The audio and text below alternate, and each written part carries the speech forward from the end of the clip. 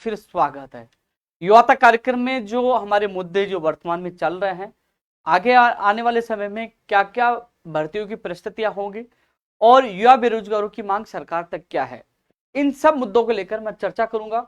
गुजरात कूच कब कर रहे हैं, कौन कौन से जिलों में युवा संवाद कार्यक्रम है और गुजरात कूच करने का उद्देश्य क्या है। सरकार से लगातार हमारी लड़ाई जारी है और युवा बेरोजगारों की वाजिब मांगों को लेकर तमाम जो वर्तमान के मुद्दे हैं, चाहे वो बजट की घोषणाएं हैं, चाहे लंबित भर्तियां हो, चाहे नई भर्तियां हो, तमाम मुद्दों को लेकर युवा तक कार्यक्रम में मैं चर्चा करूंगा आप लोगों से। और इस चर्चा के माध्यम से सरकार से जो सरकार के प्रतिनिधि, जो भी मुझे पता है कि हर लाइव को सरकार के ऐसे व्यक्ति को जो उनको जिम्मेदारी दे रखी है कि ट्विटर पर, यूट्यूब पर, फेसबुक पर जितनी मेरी सोशल मीडिया पर पोस्ट आती है उसको वॉच किया जाता है और नोट बनाकर सरकार तक पहुंचाया जाता है कि उनकी गतिविधियां हैं, उनकी मांग यह है और ये क्या करने वाले, हर चीज उन तक सरकार तक पहुंचती है। अच्छी बात है कि युवा बेरोजगार की मांग युवा तक कार्यक्रम के माध्यम से सरकार तक पहुंचे। अब कई मुद्दे, विशेष महत्वपूर्ण मुद्दे हैं कि शिक्षक रीड्स के बाद आयोजित होने वाली शिक्षक भर्ती का विस्तृत सिलेबस कब जारी होगा, यह भी महत्वपूर्ण मुद्दा है। पीटीआई भर्ती में जो फर्जीवाड़ा की जो फर्जी डिग्री आ रही है, यह भी महत्वपूर्ण इश्यू है। कंप्यूटर अनुदेशक भर्ती का परिणाम कब जारी होगा, रीट के आंसर की कब जारी होगी, राजस्थान पुलिस भर्ती का परिणाम कब जारी होगा, रेडियोग्राफर, लैब टेक्नीशियन, सीएचओ, तमाम जो मुद्दे हैं उस पर लेकर इस लाइव में मैं चर्चा करूंगा। बहुत मुद्दे हैं जो आप लोगों से जुड़े हुए हैं, इस युवा तक कार्यक्रम के माध्यम से मैं चर्चा करूंगा। लेकिन सवाल यह है साथियों, जो तमाम युवा हैं जो इस कार्यक्रम को देखते हैं, जो तमाम यूट्यूबर इस कार्यक्रम में डालते हैं और तमाम युवा तक और उनके परिवार, जो उनके परिजन जो देखते हैं, उन तक ये कार्यक्रम जाता है। काफी लोग इस युवा तक कार्यक्रम को पसंद भी करते हैं, इंतजार भी करते हैं कब युवा तक कार्यक्रम आएगा, क्योंकि इस कार्यक्रम में बहुत सी भर्तियों की जानकारी छुपी होती है और इस युवा तक कार्यक्रम के तहत हमारी आवाज भी बुलंद होती है, सरकार तक आवाज भी जाती है और आगे की रणनीति का भी पता चलता है। साथियों, लगातार प्रयास और संघर्ष हर भर्ती के बेरोजगारों के लिए जारी है। बीकानेर में भी जाके आया हूं 1 अगस्त को 3 प्रमुख मांगों को लेकर। इसके अलावा आज डीओपी सेक्रेटरी हेमंत गेरा जी से मैं मुलाकात करके आया हूं कई विभिन्न मांगों को लेकर और कल फिर अधिकारियों से मुलाकात करने वाले हैं। और आपने देखा होगा कि अभी 3 अगस्त को चेयरमैन हरिप्रसाद जी से भी मैंने मुलाकात की थी, चेयरमैन अधीनस्थ बोर्ड के। तमाम कई मुद्दे, मैं तमाम मुद्दों को लेकर मैं चर्चा करूंगा। नीचे कई कमेंट आ रहे हैं नॉर्मलाइजेशन को लेकर, मेरी कुछ जो बीएड बीएससी जो अंतिम वर्ष में है वो कह रहे हैं कि हॉलीडे के जो अवकाश है उनको भी काउंट करवाकर जल्द से जल्द हमारी जो द्वितीय वर्ष में हमारी बीएड बीएससी जल्द पूरी हो, जिससे हम लोग भी प्रतियोगी भर्ती परीक्षाओं में बैठ पाए। तमाम मुद्दों को लेकर मैं इस लाइव में चर्चा करने के लिए आप लोगों के बीच में आया हूँ साथियों। और जो भी है एक एक मुद्दों को लेकर आप लोगों के बीच में आया हूं। और साथियों, एक चीज और मैं बताना चाह रहा था कि हम सच के लिए लड़ रहे हैं, सच के लिए नहीं झुक रहे हैं, क्योंकि जो सच्चा इंसान होगा वो कभी नहीं झुकेगा, सच के लिए हमेशा लड़ता रहेगा। क्योंकि सच यही है कि युवा बेरोजगारों को न्याय चाहिए, उनकी मांगे पूरी होनी चाहिए जो वाजिब मांगे हैं, चाहे वो पंचायत राज एलडीसी हो, चाहे वो पंचायत राज जेएन हो, शिक्षक भर्ती 2012 हो। तमाम जो मुद्दे हैं उसके लेकर मैं चर्चा करूंगा। लेकिन सबसे पहले मैं चर्चा करता हूं कि जो अभी हाल में क्या क्या होने वाले हैं। मैं आपको बता दूं, सबसे पहले राजस्थान पुलिस भर्ती कांस्टेबल का परिणाम अब कभी भी जारी हो सकता है, कभी भी जारी होता है। डीआईजी से मेरी कल बात हुई थी और उन्होंने कहा था कि अब 2-4-5 दिन में कभी जारी हो जाए, इसलिए मैंने कल लिखा था 10 अगस्त से पहले कभी भी, कोष्टक में कभी भी ये लिखा था। तो अब परिणाम आपका कभी भी जारी हो सकता है। राजस्थान पुलिस भर्ती कांस्टेबल का जो परिणाम के इंतजार कर रहे थे। अब टेक्निकल हेल्पर भर्ती की जो एग्जाम कभी होगी, अब आपने देखा होगा कि 14 तारीख बताई गई है, जो अभी तक कह रहे हैं कि वो कई लोग कह रहे हैं ऑथेंटिक नहीं, आप ट्वीट नहीं कर रहे, वो अनुमानित डेट है, तो अभी 14 तारीख बताई। लेकिन आज मैं ऊर्जा विभाग में मैं गया था, जूनियर असिस्टेंट के जो परिणाम के लिए, जो उनके जो टाइपिंग उसके परिणाम, वो दोनों भर्ती हुए। लेकिन आज सारे जो कर्मचारी अधिकारी केवल वो जो तबादला सूची में बिजी थे, उन्होंने कहा 2 दिन हमें समय दीजिए, 2 दिन के बाद इस पर चर्चा करेंगे। तो अधिकारियों से आज मुलाकात नहीं हो पाई, वो तबादला सूची में व्यस्त थे। जैसे मैं मिलकर वापस आपको इसकी सूचना दूंगा ऑथेंटिक पूरी, लेकिन अभी 14 तारीख मानकर आप तैयारी करें। साथियों, शिक्षक भर्ती का जो विस्तृत सिलेबस है और 3-4 बिंदु लगातार कमेंट और ट्वीट आ रहे हैं और मैं आप लोगों को तमाम चीजों पर चर्चा तो करूंगा। लेकिन ये शिक्षक भर्ती विस्तृत सिलेबस के बारे में मैं कहने से पहले इसमें मुझे बहुत कुछ कहना है कि कब जारी होगा, अभी तक क्या हुआ और जो हम बीकानेर जाके आए उसका परिणाम क्या है। ये सब आप लोगों को मैं तथ्यात्मक बताऊंगा, किस कारण से कल सिलेबस जारी नहीं हुआ और अब सिलेबस कब जारी होगा, इस चीज का मैं जवाब दूंगा, हर व्यक्ति का जवाब दूंगा। लेकिन उससे पहले और चीजों पर चर्चा करूंगा, क्योंकि आपको इंतजार थोड़ा सा जब सरकार करवा रही है, मुझे भी इसलिए कराना चाहिए क्योंकि आप लोगों का आवाज लगा है कि चलो बीकानेर में, जयपुर से बीकानेर पहुंच गए और वहां 5-7 लोग आप लोग पहुंचे, जबकि बीकानेर में बहुत सारे लोग होंगे वहां कोचिंग कर रहे हैं। आप लोगों को आना चाहिए था ना। वहां जो जो एक और सूची की मांग कर रहे हैं 2021 भर्ती में, वो लोग थे। विशेष शिक्षक के भी बहुत कम लोग पूछे, सबसे ज्यादा लोग थे 2021 में 256, और उन सीटों को वो सूची जारी करने के वो सबसे ज्यादा थे। लेकिन जो विस्तृत सिलेबस की जो मांग ट्विटर पे, सोशल मीडिया पे कर रहे हो ना, आपको आना चाहिए था। जब मैं खुद यहाँ से जयपुर से निकलकर बीकानेर जा सकता हूँ, आपको आना चाहिए था। लेकिन आपके लिए अच्छी खबर है, बुरी नहीं है। लेकिन मैं इस पे आप चर्चा करूंगा क्योंकि काफी बातों के लिए चर्चा मुझे काफी चीजों को लेकर मुझे चर्चा करनी है। साथियों, सबसे बड़ा जो इश्यू है, एक कंप्यूटर अनुदेशक भर्ती का परिणाम कब आएगा। चेयरमैन मोदी जी से मुलाकात की थी और उन्होंने कहा 15 के बाद ही आएगा। आपने मीडिया में भी देखा होगा 15 के बाद ही आएगा। लेकिन संतोषपूर्वक हमें जवाब नहीं मिला कि 15 के बाद कब आएगा। 15 अगस्त के बाद आएगा। 15 अगस्त के बाद तो 15 सितंबर भी आती है, 15 अक्टूबर भी आती है, 15 नवंबर भी, दिसंबर, ये तो बताइए, तय तो करिए। 15 अगस्त के बाद 17 को आएगा, 18 को आएगा, 20 को आएगा, आप तारीख तो बता दीजिए कब जारी होगा। कोई स्थिति स्पष्ट नहीं की। मीडिया में भी आपने देखा होगा यही है कि 15 अगस्त के बाद आएगा। तो ऐसे में युवा बेरोजगारों में आक्रोश है। इसलिए हमने 8 तारीख को हम सब लोग अधीनस्थ बोर्ड सुबह 11 बजे पहुंचेंगे, अपनी मांग मजबूती से उठाएंगे कि हमें तारीख बताओ, परिणाम कब जारी करोगे। और हमारी मांग है जल्द से जल्द इसी महीने में परिणाम जारी किया जाए। आप 15 की बात करें तो बता दी 17 को, 18 को कब जारी को, लेकिन जारी की हमें तिथि बताओ। आपने कहा 15 के बाद आएगा, 15 के बाद कब आएगा ये तो बताइए। 15 के बाद आपने नहीं बताया कि कौन सा महीना कब आएगा। और हम मांग कर रहे हैं कि इसी महीने में जल्द से जल्द परिणाम जारी किया जाए। इसलिए जो तमाम कंप्यूटर अनुदेशक भर्ती के परिणाम की जो मांग कर रहे हैं, उनसे मेरा निवेदन है कि वो 8 तारीख को सुबह 11 बजे अधीनस्थ बोर्ड पहुंचे। इसके अलावा यदि परिणाम में मान लीजिए सीटें खाली रह जाती हैं, तो जो 40% की बाध्यता में शिथिलता की जो मांग कर रहे हैं, उनको विश्वास दिलाना चाहूंगा। यदि सीट खाली रहती है तो आप लोगों के लिए हम प्रयास करेंगे, आप लोगों को शिथिलता मिले, मैं पूरा आप लोगों का साथ दूंगा। लेकिन सफलता तब मिलेगी जब आप एक्टिव होकर सहयोग करोगे। तो पहले परिणाम जारी हो, हम पहले मांग नहीं कर सकते कि साहब शिथिलता दीजिए। कैसे आपको क्या पता कि सीटें खाली रहेंगी कि नहीं रहेंगी। रिजल्ट आने के बाद ही स्थिति स्पष्ट होगी, उसके बाद ही अपनी मांग करना उचित होगा। इसलिए अभी 40% की बाध्यता में शिथिलता की मांग हम नहीं करें, हमारी पहली प्राथमिकता परिणाम जारी करें। यदि सीटें खाली रहती उस समय ये मांग करेंगे। तो सभी साथी सुनिए कि 8 तारीख को 11 बजे आप लोगों को पहुंचना है। साथियों, रेडियो पर लैब टेक्नीशियन जो भर्ती का जो मामला चल रहा है कि विज्ञप्ति कब जारी होगी, लोग इंतजार कर रहे हैं। कई बार अधिकारियों से मिले, सबको लेकिन कल 11:15 बजे मुख्यमंत्री जी के अधिकारियों से हमें समय मिला है। इनके प्रतिनिधि मंडल को मैंने बता दिया हम कल जा रहे हैं। एक बार फिर हमें बुलाया गया, समय मिला है। अब आशा करो कि जल्द से जल्द आपको कुछ खबरी मिले। और 21 अगस्त को हम गुजरात कूच कर रहे हैं। तो मैंने आप लोगों को पहले भी कहा था, लाइव में एक बार फिर कह रहा हूँ कि शायद रेडियोग्राफर लैब टेक्नीशियन को 21 अगस्त को हमारे साथ गुजरात कूच करने की आवश्यकता नहीं पड़ेगी। उससे पहले ही आप लोगों को खुशखबरी मिल जाएगी। रेडियोग्राफर लैब टेक्नीशियन भर्ती का अभ्यर्थियों को पहले ही खुशखबरी मिल जाएगी। कल हमें बुलाया गया है, तो कहीं ना कहीं जल्द ही आपको रात भर खबर मिलेगी। इसके लिए हम लगातार प्रयास करें। मुझे पता है हर संघर्ष में आप साथ थे, जेल गए वहां साथ थे, लाठियां खाई वहां साथ थे। तो इसका परिणाम अब मिलेगा, क्योंकि मुझे पता है इंतजार करते करते आप लोग थक चुके हैं। लेकिन हम भी संघर्ष करते करते नहीं थके, संघर्ष कर रहे हैं। और जब तक आपकी विज्ञप्ति जारी नहीं हो जाए और आपकी भर्ती प्रक्रिया शुरू नहीं हो जाए और पूरी नहीं हो जाए, जब तक मैं आपके साथ हूँ। कल एक बार 11:15 बजे हम अधिकारी से मुलाकात कर रहे हैं। जल्दी आपको रात भर खबर मिले, जो भी सूचना होगी आपको ट्वीट करके या फेसबुक पर डालकर बता दिया जाएगा।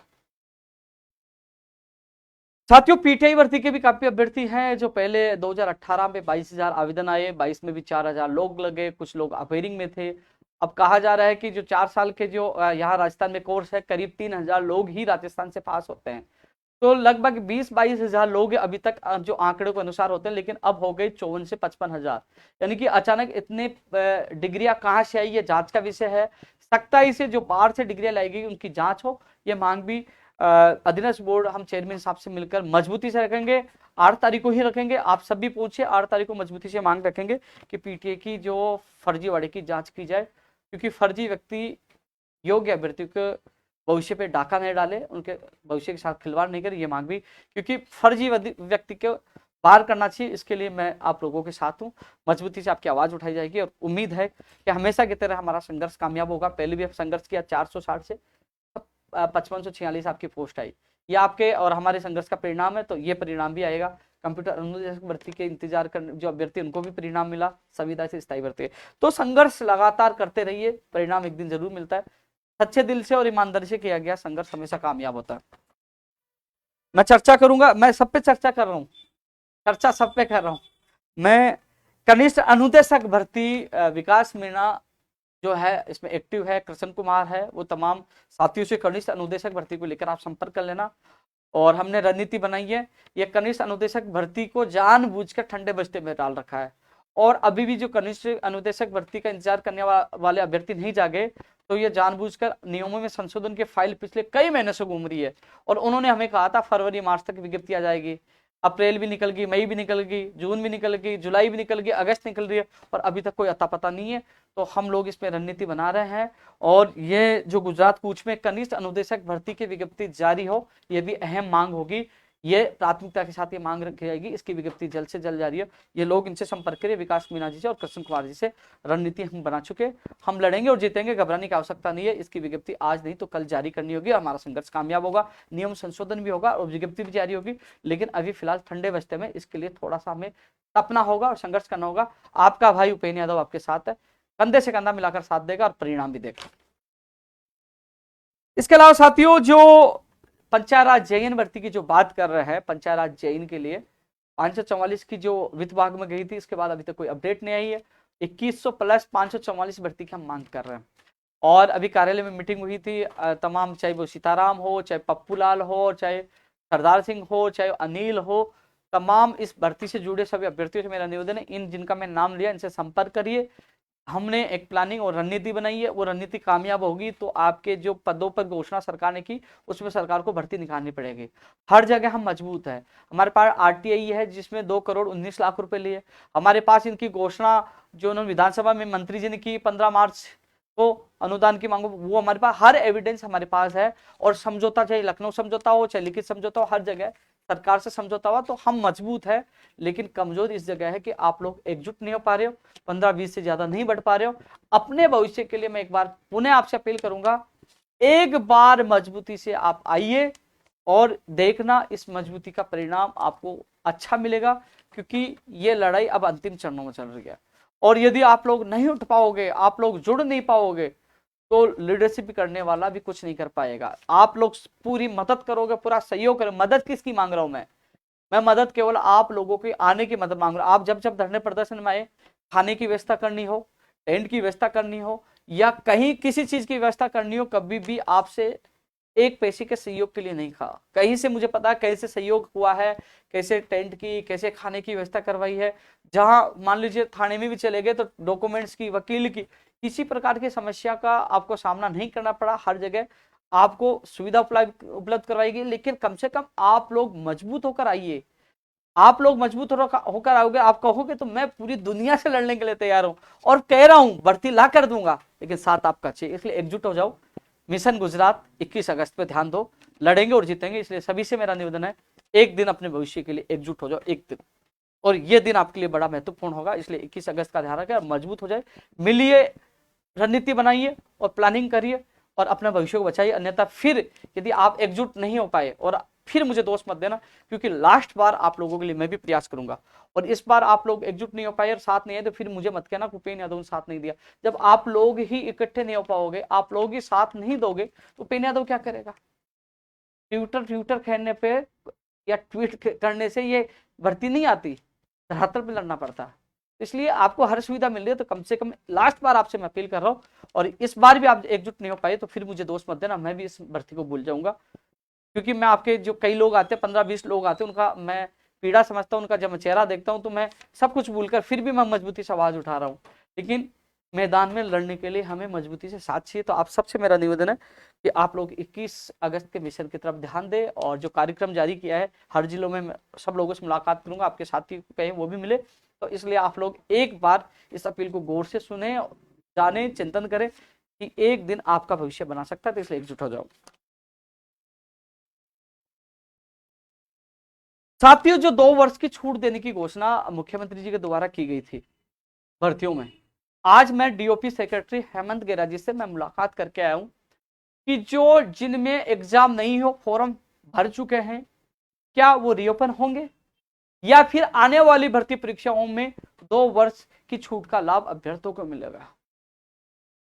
क्या जो भर्ती प्रक्रिया, जो जिनके एग्जाम होनी, क्या उनके एग्जाम हो पाएगी या नहीं हो पाएगी, परीक्षा फॉर्म दोबारा भरे जाएंगे, सारी चीजों का जो सवाल आपके मन में चल रहा है कि मेरी पीटीआई भर्ती होगी कि नहीं होगी 25 सितंबर को, फर्स्ट ग्रेड होगी कि नहीं होगी, सेकंड ग्रेड होगी कि नहीं होगी, और सबके दिमाग में ये सवाल वास्तव वाजिब भी है। मैं डीओपी सेक्रेटरी साहब से मुलाकात की, उन्होंने कहा इस पे सरकार को निर्णय लेना है, जल्दी ही इस महीने में हम निर्णय ले लेंगे। अभी तक निर्णय नहीं हुआ है कि करना क्या है, यानी कि अभी तक मुख्यमंत्री जी ने घोषणा की है, लेकिन रूल्स अमेंडमेंट भी होंगे, कैबिनेट में भी जाएगा ये रूल्स जो छूट वाला, और उसकी अधिसूचना भी जारी होगी, जिसमें थोड़ा सा समय लगेगा। उन्होंने कहा जिसमें थोड़ा सा समय लगेगा, लेकिन ये 2 साल की छूट वाला कहां से, यानी कि जो जिनके एग्जाम नहीं हुई, विज्ञप्ति जारी के आवेदन होंगे, उनको भी छूट दी जाएगी, या फिर आने वाली भर्ती परीक्षा में दी जाएगी, इस पर निर्णय होना बाकी है। अभी संशय बना हुआ, मैंने ये कहा कि जल्द से जल्द इस पर निर्णय किया जाए। अभ्यर्थी बहुत ज्यादा परेशान है, कई महीनों से तैयारी कर रहे हैं। अब उन्होंने कहा कि जल्दी इस पे फैसला हो जाएगा, लेकिन यह स्थिति स्पष्ट उन्होंने नहीं की। लेकिन इस रूल्स अमेंडमेंट में थोड़ा समय लग सकता है, 15-20 दिन, महीना 1.5 महीना भी लग सकता है, और इसकी अधिसूचना जारी होने में जो लगभग आसपास की परीक्षाएं हैं अगस्त सितंबर में, वो एग्जाम हो सकती हैं, संभावना है वो एग्जाम हो सकती है, क्योंकि रूल्स में समय लगेगा। लेकिन और जैसे सीईटी की विज्ञप्ति जारी होनी थी, सीईटी की विज्ञप्ति इसलिए जारी नहीं हुई, उसमें जो योग्यता से संबंधित एक नियम संशोधन हो रहा है, योग्यता संबंधी नियम संशोधन और अधिसूचना जारी होगी, और ये 2 साल बाद, ये 2 वजह से भर्ती की विज्ञप्ति इस वीक में जारी होने वाली थी, इस कारण से रोक दी गई, उसमें भी समय लगेगा। हम तो मांग कर रहे हैं सरकार से कि सीईटी से सारी भर्तियों को बाहर कर दो, चाहे एलडीसी भर्ती हो, चाहे जूनियर अकाउंटेंट हो, सीईटी की वजह से ये भर्ती प्रक्रिया लेट हो। हम तो लगातार मांग करें बाहर कर दीजिए, इसकी वजह से आपको नियम संशोधन करने की आवश्यकता नहीं पड़ेगी, ये भर्ती और लेट होगी। पूरा प्रयास करें, लेकिन ये प्रयास माननीय मुख्यमंत्री से मुलाकात हो तब ना। हमने सीएमओ में मैंने 4 बार टाइम लिखवाया कि मुख्यमंत्री जी से मुलाकात करवा दिए, धर्मेंद्र राठौड़ जी से मिलकर मैंने कहा मुख्यमंत्री जी से मुलाकात करवा दीजिए। कल मुख्यमंत्री जी के अधिकारियों से मिलना, उनसे मैं निवेदन करूंगा। अब कोशिश करें, मैंने 2 बार ट्वीट किया, मुख्यमंत्री जी से मुलाकात हो तो मैं आपकी पीड़ा बता पाऊं कि इस वजह से भर्तियां लेट होंगी और ऐसा होना चाहिए, लेकिन मुलाकात नहीं हो पा रही, ना मंत्री सुन रहे, ना अधिकारी सुन रहे। इसीलिए तो हम गुजरात कूच कर रहे हैं, यहाँ धरना प्रदर्शन कर नहीं सकते। यहाँ केवल राजस्थान में कांग्रेस के नेताओं के पास खुली छूट है कि जब वो प्रदर्शन करेंगे तो 144 धारा हट जाएगी, और जो प्रदर्शन समाप्त तो 144 लग जाएगी। कांग्रेस का कल प्रदर्शन है महंगाई बेरोजगारी को लेकर, लेकिन वहां 144 धारा नहीं होगी, पुलिस प्रशासन पूरी हेल्प करेगा, और हम लोग जब आते हैं तो मुकदमे दर्ज लाठीचार्ज करते हैं।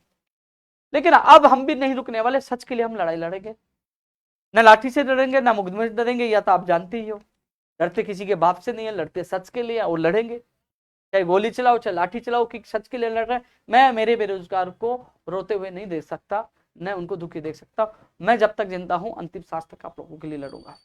अब सवाल कई लोग उठाते हैं, मैं सोशल मीडिया पे कई बार देखता हूं, मैंने अभी ट्विटर पर मैंने प्रोफाइल फिक्स बदली, मैंने प्रोफाइल फिक्स रखी भगत सिंह की। क्यों लगाई मैंने भगत सिंह की फोटो?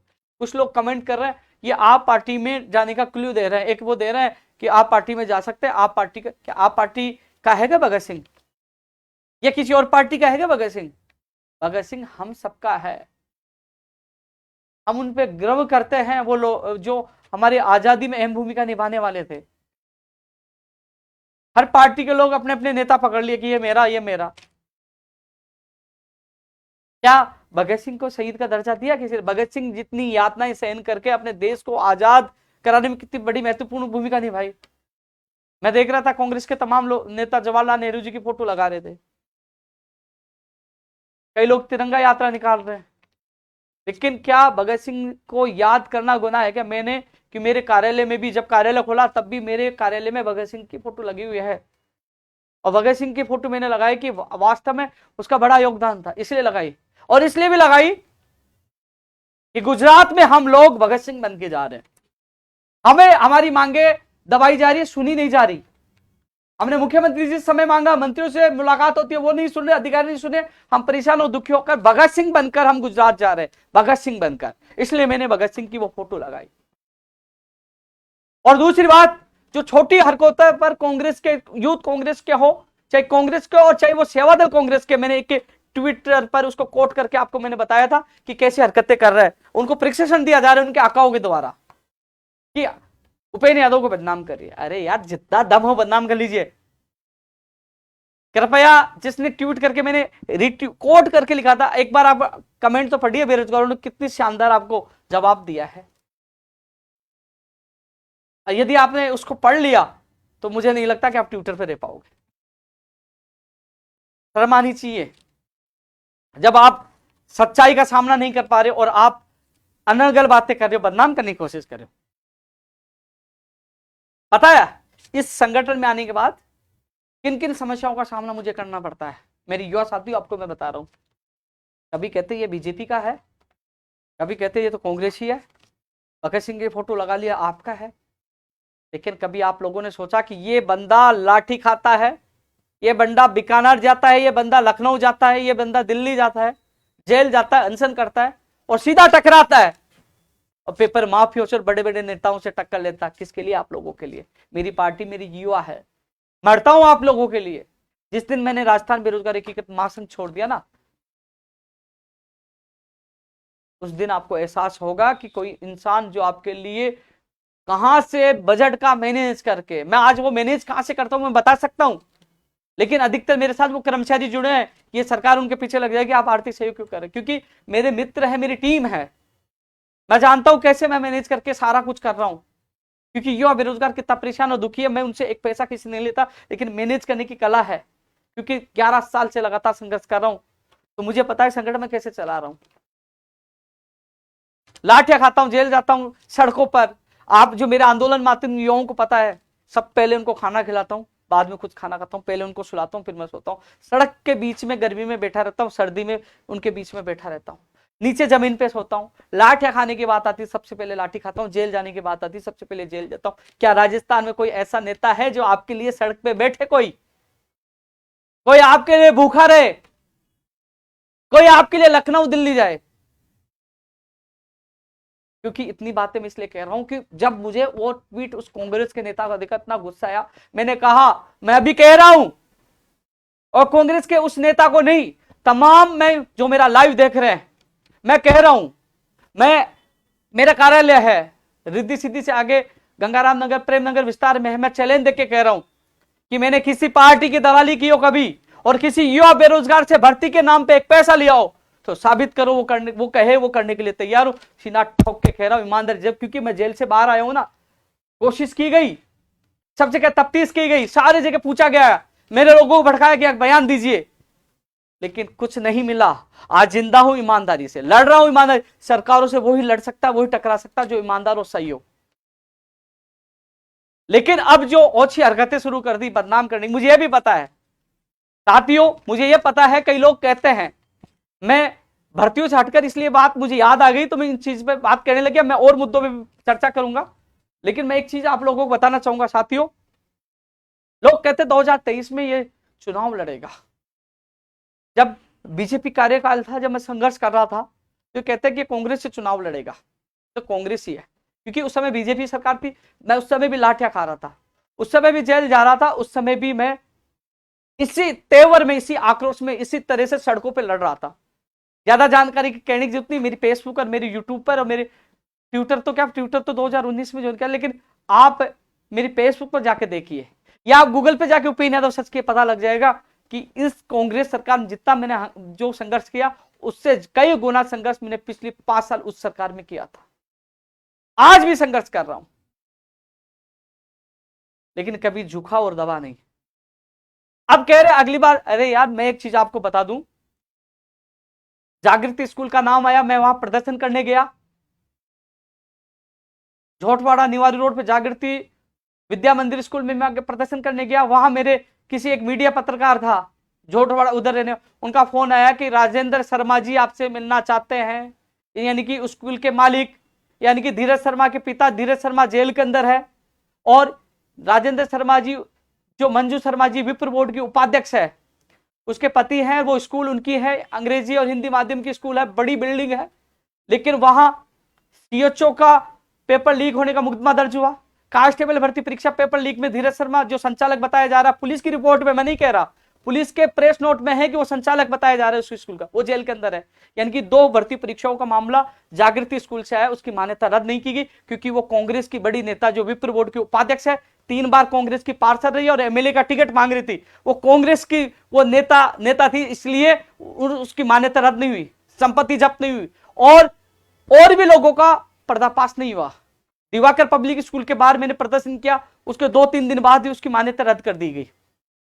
तो फिर जागृति विद्या मंदिर की मान्यता रद्द क्यों नहीं की जा रही? पुलिस प्रशासन खुद मान चुका है, उसके खिलाफ मुकदमा दर्ज हुआ है, लेकिन वहां से भी कोशिश की जा रही है। वो लोग भी मेरे पीछे पड़े हैं कि उपेंद्र यादव को कैसे रास्ते से हटाया जाए। मैंने कहा मैं क्यों मिलूंगा, कौन राजेंद्र शर्मा, क्यों मिलूंगा? मुझे मान्यता रद्द चाहिए, खिलाफ कार्रवाई होनी चाहिए। जो मेरे प्रदेश के युवा बेरोजगारों को सपनों को बेचने का काम कर रहे हैं, उस बिल्डिंग पर बुलडोजर चलना चाहिए।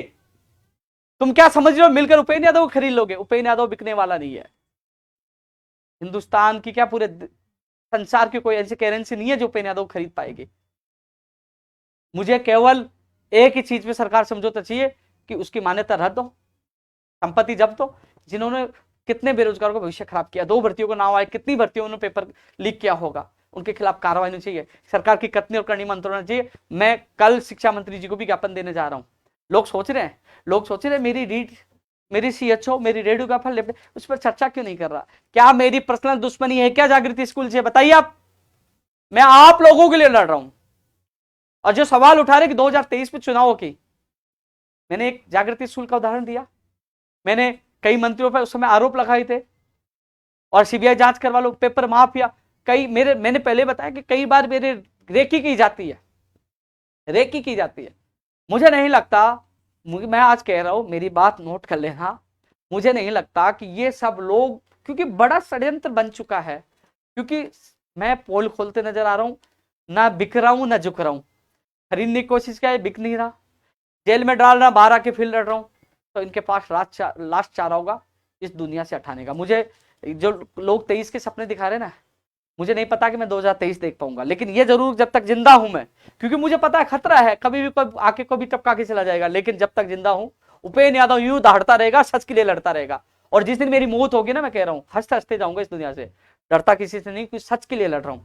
षड्यंत्र मुझे पता होंगे, षड्यंत्र कि यार गुजरात जा रहा, गुजरात से पहले मुझे उठा के जेल में डाल दिया जाए क्योंकि आज तक, मैं फिर कह रहा हूं, आज तक एक भी कोई भी मेरे ऊपर लांछन होता या कोई भी चीज होती, आज तक मैं जेल से बाहर नहीं आता, आज तक मुझे किसी भी मामले में फंसा देते। लेकिन आज के बाद यार पता नहीं कितने षड्यंत्र बन जाते, कोई नया षड्यंत्र करके मुझे फंसा दे तो वो तो भगवान जाने। लेकिन आज तक मैं सीना ठोक के कह रहा हूं, दम हो तो डाल दीजिए जेल में, क्योंकि सच के लिए लड़ रहा हूं।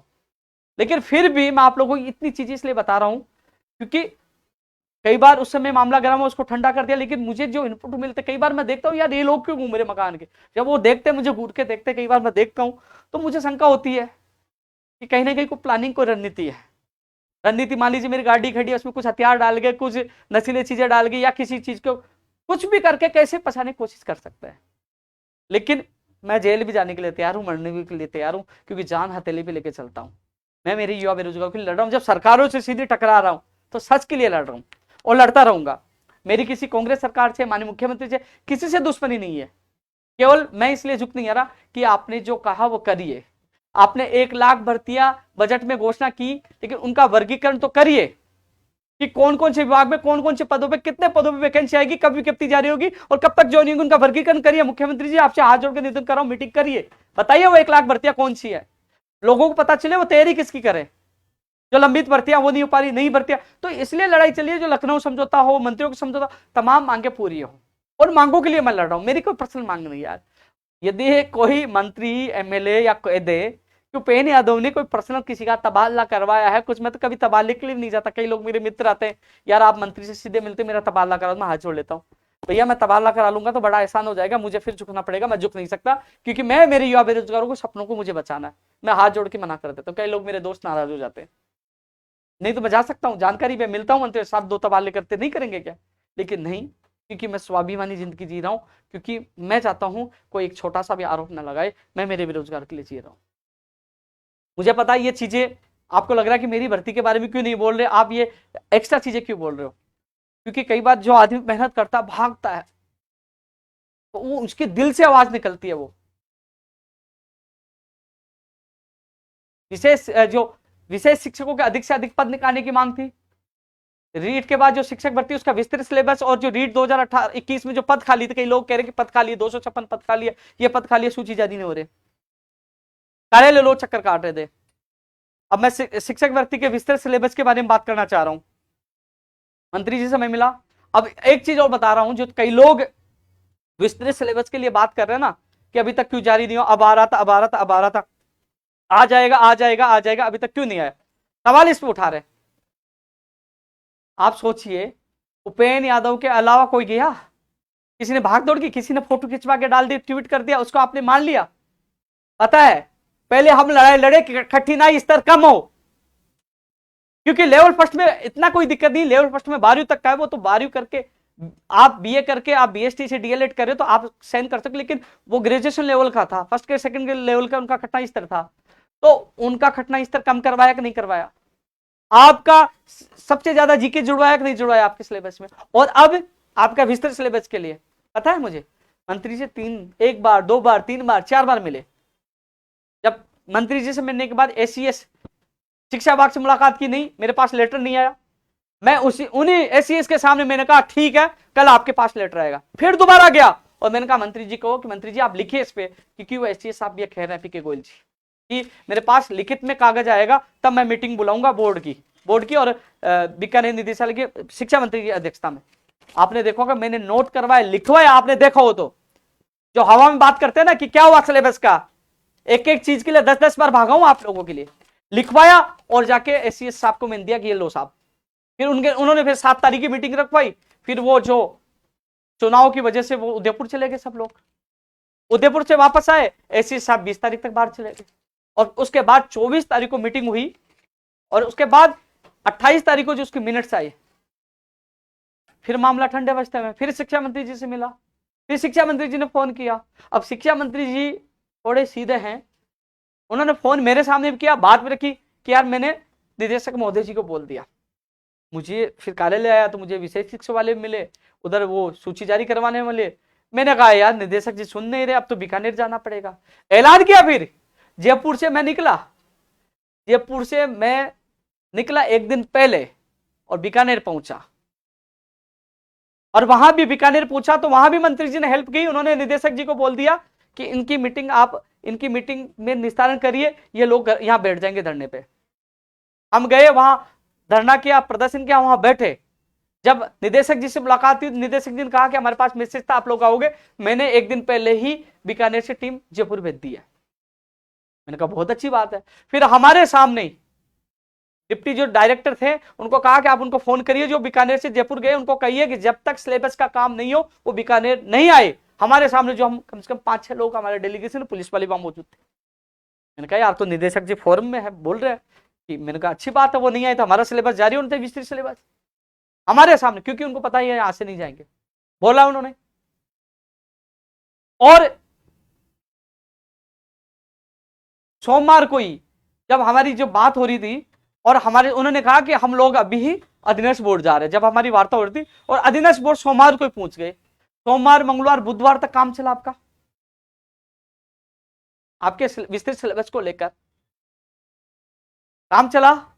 और अब कल शाम को अधिकतर सारा काम हो गया था। जब मैं सुबह 3 तारीख को जब चेयरमैन साहब से मिला, क्योंकि वहां ऑडिटोरियम में जो कृषि युवा संवाद कार्यक्रम था, मैं वहां गया था, मैंने कहा चेयरमैन साहब से मुलाकात कर लेता हूँ। चेयरमैन साहब ने कहा कि 99% आज सिलेबस हमारी तरफ से सिलेबस जारी हो जाएगा। मैंने आप लोगों को कहा कि चेयरमैन साहब से मिलाऊं और लगभग सिलेबस जारी हो जाएगा। अब समस्या यह आई कि वहां 3 दिन से टीम तो आ रही थी, उनको जो बोर्ड की तरफ से टीम भी थी, कुछ विषय के विशेषज्ञ भी आ रहे थे। लेवल प्रथम का हो चुका था, लगभग पूरा तैयार हो गया। लेवल प्रथम सेकंड में विषय अनुसार तैयार हो रहा था। बोर्ड की तरफ से जितनी हेल्प थी वो कर दी, लेकिन समस्या आई कि जो सिंधी का और पंजाबी का, मुझे ये भी पता है सिंधी और पंजाबी का, और जो सिंधी और पंजाबी जो और भी विषय हैं उनका उन्होंने और जिलों से जो इस भाषा के अच्छे ज्ञाता है उनसे ये विस्तृत सिलेबस तैयार करवाया था। उन्होंने कहा कि पहले यह था कि यहाँ के विशेषज्ञ तैयार कर देंगे, लेकिन वो नहीं आ पाए। अब नहीं आ पाए तो उन्होंने अन्य जिलों में वो विस्तृत सिलेबस के लिए तैयार करवाए, उनको भेजा गया। उन्होंने कहा वो टीम वापस लौट चुकी है। और मैं आपको अच्छी बात बता दूं कि अन्य जिलों में जैसे गंगानगर से आपने पंजाबी का करवाया, ठीक है, सिंधी का करवाया, तो वो विस्तृत सिलेबस जो उनको तैयार करने के लिए दिया गया था वो भी बीकानेर, आज रिपोर्ट वो भी चली गई है। अब आप कह रहे हैं कि यार कल जारी क्यों नहीं हुआ? भैया ये क्या आ गया, ये पीछे ये कहां से चालू हो गया इससे? बोले सिलेबस जारी क्यों नहीं हुआ, आज जारी होने वाला था। अरे भाई अचानक दिक्कत, आप सवाल उठाओगे नहीं ये सब सिलेबस खराब आ गया, ये गड़बड़ी हो गई। यार वो देखते हैं, अब उसको कल पुटअप करेंगे, उसको एक बार जांचेंगे, देखेंगे। जारी करने से पहले जिम्मेदारी उनकी बनती है, वो इसको उसके बाद जारी करें। अब कह रहे हैं कि कब जारी होगा? भैया इससे ज्यादा मैं कुछ नहीं कर सकता भाई। जयपुर से बीकानेर भी गया हूँ, वहां लड़ा हूं, बैठा हूं, मंत्री के कितने चक्कर काटा हूं, आपका घटना स्तर कम करवाया, जी के जोड़ा, एसीएस के चक्कर काटा है, कल चेयरमैन से मिला हूं। और अब मेरी लगातार निदेशक मोदी जी कह रहे थे कि भाई जी आप इतना फोन क्यों करते हो, क्यों परेशान करते हो? नाराज चल गए, वो नाराज हो गए मेरे से कि हम जारी कर रहे, इतना प्रेशर मत बनाओ। लेकिन फिर भी निदेशक जी ने हमारे सामने ही बोला कि आप जयपुर से बीकानेर तभी आना जब काम होने, उनका काम हो गया तब गए, क्योंकि वो सिंधी और जो पंजाबी वाला मामला था वो अन्य जिले से कराया, यहाँ विशेषज्ञ नहीं मिल पाया, वहां से उन्होंने करवाया और वो उनके बीकानेर पहुंच चुके हैं। वो भी जो और विषय जो रह गए थे उनका पहुंच चुके हैं। अब एक बार उसको जांचेंगे क्योंकि कोई भी गड़बड़ी ना हो, और फिर वो वहां से बीकानेर निदेशालय से आपके विस्तृत सिलेबस जारी होगा। अब कब जारी होगा भैया? अब 1-2 दिन, मान लीजिए कल परसों में हो जाए, और कल परसों में नहीं है तो सोमवार मंगलवार तक। तो आपने इतने महीने इंतजार कर लिया, आप बताइए हम 1 तारीख को पूछे और 1 तारीख को हम जाके बैठ गए तो 1, 2, 3 और 4 दिन है ना, 4 दिन हुए ना, तो 4 दिन और लग जाए। मान लो मैं आशा है कि कल मान लो जांच करके पुटअप हो गए तो 1-2 दिन में जारी कर दें, नहीं करे तो सोमवार मंगलवार बुधवार तक भी चले, अगले वीक तक भी चले जाए। यार हमने देखो, आप बताइए कि हम वहां जाके प्रेशर बना रहे हैं, तो आप जो साथी गए उनको बहुत बहुत धन्यवाद। उस जो साथी गए 5-6 लोग पूछे थे सिलेबस वाले, वो सूची जारी करवाने सबसे ज्यादा थे, और कुछ 10-15-20 लोग थे वो विषय शिक्षा वाले, इसलिए वो भीड़ हो गई, नहीं आए।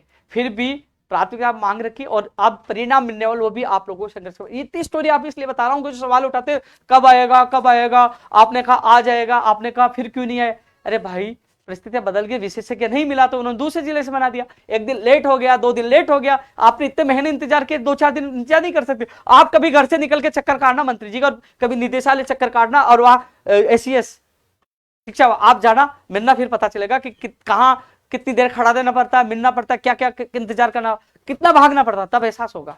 इतनी भाग दौड़ के बाद ये काम हो पाया, तो कम से कम संयम रखिए। दुख इसलिए होता है कमेंट करते नहीं आपने झूठ बोला, अरे झूठ थोड़ी बोल रहा हूँ यार, जो मैं कहता हूँ ना वो चीजें आप पता कर लिया करो जाके। ये वीडियो होता है ना, उसको ले साहब ये ओपिनियन दो, ये वीडियो में ये बोल रहा है, ये रिकॉर्ड होता है, ये ऑनलाइन रहता है, आपको पता है। इसलिए आप थोड़ा सा संयम रखिए। इस वीक में पूरी संभावना नहीं हो तो अगले वीक में, क्योंकि मान लो कोई अब उन्होंने तैयार किया है, जारी कर रहे हैं, तो शायद उसमें कुछ गड़बड़ी नहीं हो, कुछ गलतियां ना हो, तो वो जांच करवा रहे हैं, उसमें 1-2 दिन एक्स्ट्रा भी ले लेते हो, तो इसलिए भोखला अपने ऐसे घबराना नहीं चाहिए क्या हुआ क्यों नहीं आया। तो थोड़ा सा आप संयम रखना, आप टीचर बनने जा रहे हैं, आपसे मैं नहीं दूंगा, संयम रखो। लेकिन एक चीज मैं आपको बता दूं, एसएसटी वालों को बहुत ज्यादा फायदा है, 60 क्वेश्चन तो आएंगे, इसलिए एसएसटी के विषय में भी कई जीके के क्वेश्चन आएंगे। और सिलेबस इस बार बड़ा लेंथी नहीं होगा, जहां तक मेरी बात हुई है। वो कह रहे हैं कि सिलेबस अच्छा है, ज्यादा बड़ा नहीं छोटा है, और अच्छा बता रही है उनका। अभी तक आएगा तो पता चलेगा, कई लोगों से मेरी बात हुई, कह रहे अच्छा होगा। सिलेबस को लेकर बहुत लंबी चर्चा हो गई, लेकिन जो भी स्थिति होगी मैं आप लोगों को बता दूंगा, क्योंकि कॉपी पेस्ट करने वाले बहुत आ जाएंगे। पता है पूरा प्रेशर हमने बनाया, धरना प्रदर्शन हमने किया, जयपुर से बीकानेर की। अब कोई वो होंगे ना खबरी, वो पता करेंगे किसी एलडीसी को, भाई साहब बता देना, वो कहेगा आज जा रही हो, फिर बिग ब्रेकिंग न्यूज सिलेबस आज जा रही हो, हमारा संघर्ष हुआ कामयाब। अरे बेवकूफ, तू घर छुपा बैठा था तब जब हम बीकानेर प्रदर्शन करे, वहां बैठे थे, या मंत्री जी के चक्कर काट रहे थे, बोर्ड चक्कर काट रहे थे, तब तू घर बैठे थे, आपने आके बैठा बिग ब्रेकिंग। और जो लोग है ना सबसे पहले, हाँ यार भाई सबसे पहले न्यूज दी है, जारी होगा, हमने करवा दिया। सोचा करो उसके पीछे कौन मेहनत कर रहा है। ये राजस्थान की हर भर्ती में हम लड़ रहे हैं, आज गुजरात कूच के लिए क्यों कह रहे हैं कि हमारी ये मांगे, क्योंकि प्रेशर हम बनाते हैं, मुख्यमंत्री जी से हम मिलते हैं, अधिकारियों से हम मिलते हैं, लाठी हम खाते हैं, पूरा प्रेशर हम बनाते हैं। अब 1 लाख भर्तियों का वर्गीकरण हो, जल्द से जल्द विज्ञप्तियां जारी हो, उसका प्रेशर हम बना रहे, लंबित भर्तियां पूरी हो, उनका प्रेशर हम बना रहे, हर चीज के लिए लड़ा प्रेशर बनता है। क्योंकि राजस्थान में पूरे देश में सबसे बड़ा संगठन है राजस्थान बेरोजगार एकीकृत महासंघ, जिसकी मिसाल पूरे देश में पेश की जाती है कि एक ऐसा संगठन है राज्य से निकल दूसरे राज्य में लड़ाई लड़के जीत कर आता है। लखनऊ गए, और लखनऊ आज और बता दूं आपको, हम गुजरात जा रहे हैं और गुजरात वही मांगे शामिल की जाएगी। हालांकि मैं सारी मांगे साथ लेके चलता हूं, लेकिन प्राथमिकता उनको दी जाएगी जो गुजरात में हमारे साथ होंगे। क्योंकि गुजरात गए, मान ली सरकार ने बुला लिया, मुख्यमंत्री ने बुला लिया, कई लोग कहते हमें क्यों नहीं ले गए। अरे भैया, जो गुजरात में साथ है उसको प्राथमिकता दूंगा ना, बेचारा यहाँ से जा रहा है, वहां परेशान हो रहा, साथ दे रहा है। मांगे मैं सबकी रखता हूं, नहीं पूछा उसकी भी रखता हूं, लेकिन प्राथमिकता उनको दी जाती है जो संगठन में साथ रहता है, संघर्ष में साथ रहता है। लखनऊ गए, बुलाए, कई लोग जो लखनऊ थे वो सारे लोग वार्ता में गए, तो संघर्ष कर रहे हैं, हर बेरोजगार के लिए संघर्ष कर रहे हैं, हर व्यक्ति के लिए संघर्ष कर रहे हैं। लंबा हो रहा है लाइव, क्योंकि बहुत दिनों बाद युवा तक कार्यक्रम में आया हूं। लेकिन यह निश्चित है, माननीय मुख्यमंत्री जी, तमाम मंत्रियों से और सरकार से मेरा निवेदन है कि देखो, हमने कहा था लखनऊ जाएंगे, गए, एक बार नहीं 2 बार कहा, 2 बार गए। अब कह रहे गुजरात जाएंगे तो जाएंगे, ना डरेंगे ना झुकेंगे, सच के लिए जा रहे। हमारा शौक नहीं गुजरात जाने का, हमारी मजबूरी है। माननीय मुख्यमंत्री जी, आप बुला लीजिए हमारे जो बेरोजगार, जो भर्तियों के प्रतिनिधि मंडल, उनको बुला लीजिए, सुनिए, समस्या का हल करिए, हम कहीं नहीं जाएंगे। और हम आपका जो अच्छा काम किया, धन्यवाद दिया आपने, 2 वर्ष की छूट दी, मैंने धन्यवाद दिया, जहां अच्छा काम करोगे धन्यवाद देंगे। लेकिन हमको मजबूरी में जाना पड़ रहा है। क्यों जाना पड़ रहा है? पंचायत राज एलडीसी भर्ती 2013 के लिए आपने 2 बार घोषणा की, और आप कह रहे इसके, आज भी मैं अर्पणा मैडम से मैं मिल के आऊं कि हम लोग कैबिनेट मीटिंग में, इस बार वो आ जाएगी, उसके बाद हो जाएगा, लेकिन कैबिनेट मीटिंग कब होगी? पहले कैबिनेट मीटिंग में ये आ नहीं रहा था, नियुक्ति प्रक्रिया कैलेंडर अनुमोदन होने के लिए। अब कह रहे कि अब आ जाएगा, लेकिन अब कैबिनेट मीटिंग नहीं हो रही। हाथ जोड़ के निवेदन है कि 9 साल से इंतजार कर रहा है, उनको न्याय दीजिए। एक बार नहीं, एक बार लिखित समझौता, लखनऊ समझौता, और कई बार वार्ता हुई है, कई बार वार्ता हुई है, इंतजार कर रहे हैं, वो लोग रो रहे हैं, मुझे मैसेज करते, कई लड़कियां मैसेज करते, बहुत उनका दर्द देखता हूं, मुझे बहुत दुख होता है, इसलिए मैं लड़ रहा हूं। इसलिए मैंने इज्जत का सवाल बना रखा है कुछ मांगों को लेकर, क्यों लड़ रहा हूं? आपने वादे किए थे, इसलिए मैं, आप बता दिए मुख्यमंत्री जी, मैं कभी मेरे लिए कभी कहा, कभी ये मांगने आया कि मुझे टिकट दीजिए या मेरे परिवार का तबादला कर दी, कभी अपने निजी काम कभी आया? आज तक कभी निजी काम नहीं आया। मैं इन युवा बेरोजगारों के लिए आया हूं, आपको पता है मुख्यमंत्री जी, आपके मंत्रियों को पता है। कहां राजनीति है इसमें बताओ? जब कोई व्यक्ति वहां आके कुछ मांगे आपसे, तब तो कहेगी ये राजनीति है। बल्कि आप तो ये सोचिए कि कितना ईमानदार व्यक्ति है, लड़ता लेकिन खुद के लिए कुछ नहीं मांगता। इसलिए मैं आपसे हाथ जोड़ के निवेदन है, आपकी जो मांगे, जो आपने घोषणा की वो नहीं होती, इसलिए गुस्सा आ रहा है। अधिकारी आपका भी अपमान कर रहे हैं उन मांगों को पूरा नहीं करके। जल्द से जल्द कैबिनेट इस भर्ती को करवाइए। पंचायत राज जैन की घोषणा हुई, आप जूनियर अकाउंटेंट सीटी में डाल दिया, सितंबर में एग्जाम होनी थी। टीजीटी 2012 का मामला है, उसमें जवाब आप करवाइए, सुनवाई जल्द करवाइए। कई नर्सिंग भर्ती 2013 के मामले में पक्ष में जवाब नहीं दे, कई ऐसे मामले हैं जो बेरोजगार रो रहे हैं, इसलिए परेशान। आप बात करिए। रेडियो का पर लैब टेक्नीशियन की फाइल घूम रही है इधर उधर, अरे 4 अभी तक तो भर्ती की एग्जाम हो गया, परिणाम आ जाता, 5 महीने से, ये 5-6 महीने से भर्ती घूम रही है, फाइलें घूम रही है। एक चिकित्सा विभाग फेलियर साबित हो गया, अलाइनमेंट खराब है चिकित्सा विभाग का। अब कह रहे कि फार्मासिस्ट और नर्स ग्रेड 2 की एमएनआईटी, अरे कब विज्ञप्ति जारी करेगी? जारी तो करवा दीजिए। आप कह रहे अब जल्द करेंगे, जल्द कब होगा? सीएचओ की विज्ञप्ति नहीं है, फार्मासिस्ट वाले रो रहे हैं, इधर ये रेडियो का लैब ईसीजी टेक्नीशियन, दंत चिकित्सा, ये हालात क्या बना दिए चिकित्सा विभाग के। माननीय मुख्यमंत्री जी, अलाइनमेंट खराब है, सुधारिए इस चिकित्सा विभाग के अलाइनमेंट को। आपसे मैं निवेदन कर रहा हूं हाथ जोड़कर। मजबूरी में हमें गुजरात जाना पड़ रहा है, हमें शौक नहीं, हम नहीं जाना चाहते, लेकिन हमें जाना पड़ रहा है और जाऊंगा, चाहे मेरी जान चली जाए। मैं कह रहा हूं मुख्यमंत्री, हाथ जोड़ के निवेदन कर रहा हूं, मैं नहीं रुकूंगा, चाहे मुझे जेल में आप डलवा देना, चाहे मुझे मरवा देना, क्योंकि मजबूरी में जाना चाह रहा है। न तो आपसे मुलाकात हो पा रही है, खुद मैंने कई बार सीएमओ में मैंने फोन पर नोट कराया कि मुझे मुख्यमंत्री जी से मिलना है। ना अधिकारी सुन रहे, ना अधिकारी हाँ कर रहे हैं, मंत्री नहीं सुने, तो आखिरकार क्या करें? हमें मजबूरी में गुजरात जाना पड़ रहा है, हम नहीं जाना चाहते, और हमने घोषणा कर दी तो हम पीछे भी नहीं हटेंगे, चाहे जान चली जाए। लड़ेंगे या फिर मरेंगे। इसके अलावा साथियों, प्रयोगशाला सहायक भर्ती 2018 की वो हालात है जो दिसंबर में कहा था 7 दिन में कर देंगे, कोर्ट में अटका दिया, जबरदस्ती लापरवाही से अटकी पड़ी है। जुलाई में कर देंगे, अब अगस्त निकल गया, धर्मेंद्र राठौड़ जी ने खुद ने कमिटमेंट किया था कि 7 दिन में कर देंगे, वो 7 दिन तक आज तक नहीं, उनको मैं कई बार वादा याद दिला चुका।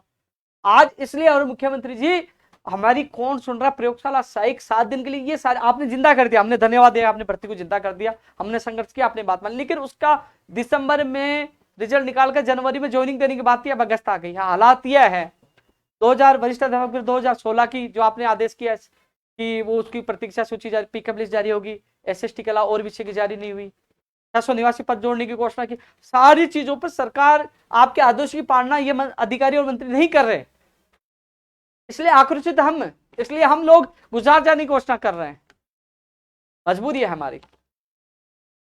पशु चिकित्सक भर्ती, आज जो भयंकर बीमारी जो चल रही है गोवंश में, सब जानवरों में, पशुओं में जो बीमारी आ रही है, यदि 900 चिकित्सक 2019 के न्याय में लंबित, आज मैंने एक अभ्यर्थी है बाल मुकुंद मीणा जी, वो आए, मैंने वो वीडियो डाला, मैंने मंत्री जी को फोन लगाया, और फिर बाद में मंत्री जी से मेरी बात हुई, मंत्री जी का फोन आया कि बताइए क्या काम है। मैंने कहा काम यह है कि पशु चिकित्सक भर्ती पूरी हो। बोले कि मैं एजी साहब से बात करता हूं, मैं जल्द से जल्द इसको न्यायालय से निकलवाने की कोशिश करता हूं। ये चिकित्सा मंत्री जी का फोन आया, उन्होंने जरूर ये बात आश्वासन जरूर फोन पे दिया है, उनसे मैं निवेदन करूंगा कि ये 900 चिकित्सक आएंगे तो कहीं ना कहीं इन गोवंश को, इन पशुओं को बचाने की ये अहम भूमिका निभाएंगे, क्योंकि ये चिकित्सक रक्षक बनेंगे। इनको लाइए, इनकी भर्ती प्रक्रिया को पूरा जल्द से जल्द पूरी करवाइए, आप अर्जेंट सुनवाई करवाइए। आप कोर्ट में कह सकते हो कि अभी ये भयंकर रोग आया हुआ है, हमें चिकित्सकों की आवश्यकता है, अर्जेंट सुनवाई करवाकर इसका निस्तारण करवाकर इस भर्ती प्रक्रिया को पूरी कर सकते हो। आपसे निवेदन है, जो तमाम पशु चिकित्सक भर्ती के जो अभ्यर्थी हैं, मेरी आज मंत्री जी से बात हुई है, फोन पर बात हुई है, और उन्होंने कहा कि हम एजी साहब से बात करके जल्द से जल्द करवाने की कोशिश कर रहे हैं। ये मेरी बात हुई आज। नई कृषि पर्यवेक्षक भर्ती और पशुधन सहायक, ये एसआई, एलडीसी, आरए, इस तमाम नई भर्तियों की हम लगातार मांग कर रहे हैं, चाहे वो चतुर्थ कर्मचारी की हो, चाहे ईओ की हो, चाहे सैनिटरी इंस्पेक्टर हो, चाहे वो कॉलेज लाइब्रेरियन, कॉलेज पीटीआई, चाहे वो दंची के, तमाम भर्तियों की हम मांग कर रहे हैं। 1 लाख भर्तियों में तमाम वो भर्ती आ गई है, वो हम मांग कर रहे हैं साथियों। विषय शिक्षक के जो भर्ती के मामले में जो हमारी बीकानेर में जो बात हुई थी, मैं आपको बता दूं, जो निदेशक महोदय जी ने हमें यह कहा कि आपके 2 लोग यहाँ रुक जाएं, उप निदेशक जी से मिल लेंगे, ये सामने बैठे हैं, इनसे कोऑर्डिनेट कर लेंगे, अन्य राज्यों में क्या पॉलिसी है, विशेष शिक्षकों को किस आधार पर लिया जाता है, आपके एनसीटी में क्या है, सुप्रीम कोर्ट का फैसला क्या है, वो सारे डॉक्यूमेंट्स इकट्ठे करके एक बार मिल लें, यहाँ से हम प्रस्ताव बना के सरकार को भेज देंगे, जिससे जो शिथिलता मिलेगी, अधिक से अधिक पद आए, क्योंकि हम लोग यहाँ भेजें वो नियमों में नहीं हो, वो अटक जाए। तो हम चाहते हैं कि अन्य राज्यों के स्तर पर आप हमें कागज दोगे, वहाँ के जो सारी चीजें दोगे, पॉलिसी डिसीजन दोगे, सुप्रीम कोर्ट का क्या फैसला है, तो उसके अनुसार हम भी बना के भेजेंगे, तो कहीं ना कहीं आपके पास अधिक से अधिक आ सकते हैं। आपके 2 लोग रुक जाए और हमारे अधिकारियों से बात करके वो सारे दस्तावेज इनको उपलब्ध करा दीजिए। मुझे निदेशक महोदय जी ने, जो आपके यतेंद्र कुमार जो अभ्यर्थी था विशेष शिक्षक, वहां मौजूद था। तो मैं आपको बता दूं, आपके अभ्यर्थियों से मैंने कपिल को भी और दीपेंद्र दोनों को मैंने कह दिया था। अब मेरा काम था यार, देख ये कागज उपलब्ध आपको करवाना। आपके उपेन्द्र यादव साहब ने, अरे भैया मैं तो बीकानेर पूछा हूँ, बैठ के आपके अभ्यर्थी से बात की है, थोड़ा प्रयास आप भी करना चाहिए। आज आपके वो यतेंद्र को पूछ लीजिए, 15 या 16 लोग आपके लोग आए, बात सोशल मीडिया पे कितने कमेंट करते हो। अरे मैं तो कम से कम जयपुर से निकल के आप लोगों के लिए गया, लेकिन ये दस्तावेज उपलब्ध करवाइए, वो मांग रहे हैं, तो वो रिपोर्ट बनाकर सरकार को भेजेंगे, क्योंकि अन्य राज्यों की तुलना जो अच्छी सी अच्छी रिपोर्ट है, जो सुप्रीम कोर्ट का जो आप फैसला बता रहे, दीजिए, आप समझाइए उनको। देखो वो चीज तो आपको उपलब्ध करानी होगी, मैं थोड़ी जाऊंगा लेके, आपको जाना होगा। ये तो करिए, जितना मैं प्रयास कर रहा हूँ उतना थोड़ा सा भी प्रयास कर लीजिए, जिससे आप लोगों को राहत मिले। मुझे जो कहा मैंने आपको बता दिया, आपका अभ्यर्थी वहां मौजूद था, आप दीजिए उनको और उनका सहयोग करिए, जिससे आपके अधिक से अधिक पद आ सकते हैं। आपकी 3rd ग्रेड के भी हमने मांग रखे हैं, 1st ग्रेड 2nd ग्रेड की हम लगातार मांग रख रहे हैं। ओबीसी आरक्षण के जो विसंगतियों का जो मामला था, भाई एक बार इसको सही कर दो ना, आजा, कोई दिक्कत, तू भी दिख जाएगा, आजा।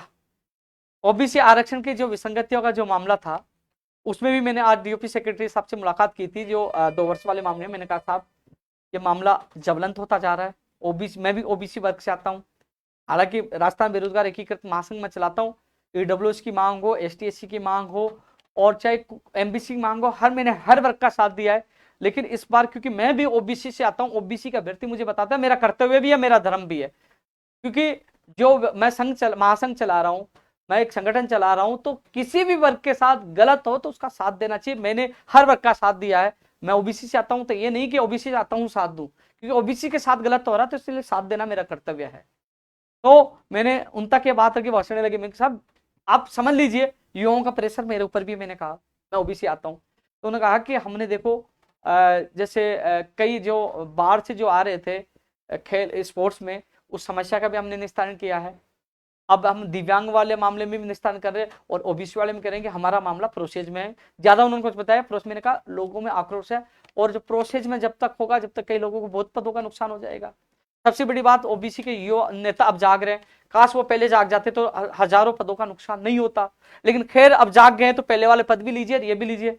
मैं तो हमेशा साथ हूं, साथ देता रहूंगा, लेकिन इस मामले को आपको आंदोलन की तारीख जल्द फिक्स करनी चाहिए, सड़कों पर उतरना चाहिए। मेरा पूरा सपोर्ट रहेगा, मैं पूरा साथ दूंगा, लेकिन फिक्स करिए आप। जो बड़े नेता जो आंदोलन में आए हैं उनका स्वागत है, आवाज उठाइए, मेरे युवाओं को न्याय मिलना चाहिए। इसके अलावा साथी, मैं तो साथ रहूंगा हमेशा, जब बुलाओगे मैं आपके साथ हूं।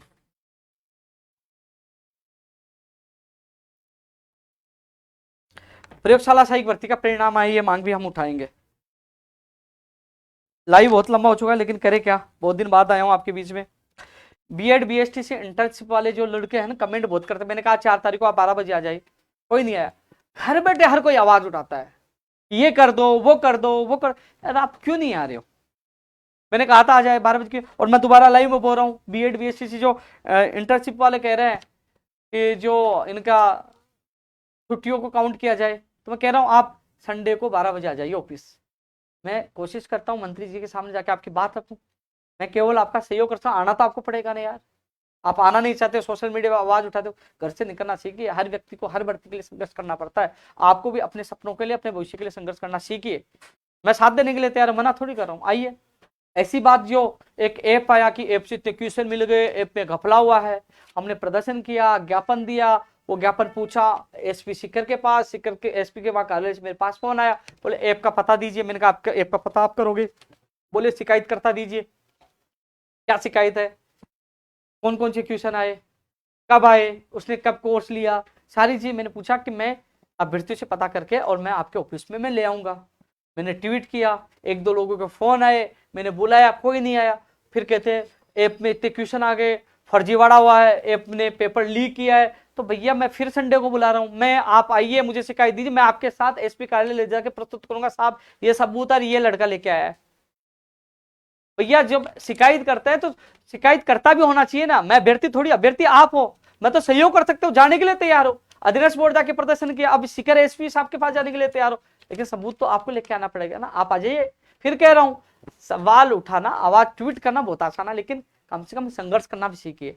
तो आपके पास कोई सबूत हो तो लेकर आइए, आप चलेंगे शिखर एसपी साहब को देंगे, साहब ये सबूत आप पकड़िए। तो आप आइए, आप संडे को 12 बजे, आपको भी स्वागत है। मैंने 4 तारीख को बुलाया था, आज ही बुलाया, 4 तारीख आज ही थी, आप नहीं आए। एक बार फिर कह रहा हूँ संडे को आइए, मैं तो साथ, फिर नहीं आओगे तो कह रहे उपेन्द्र यादव ने साथ नहीं दिया, उपेन्द्र यादव चुप था।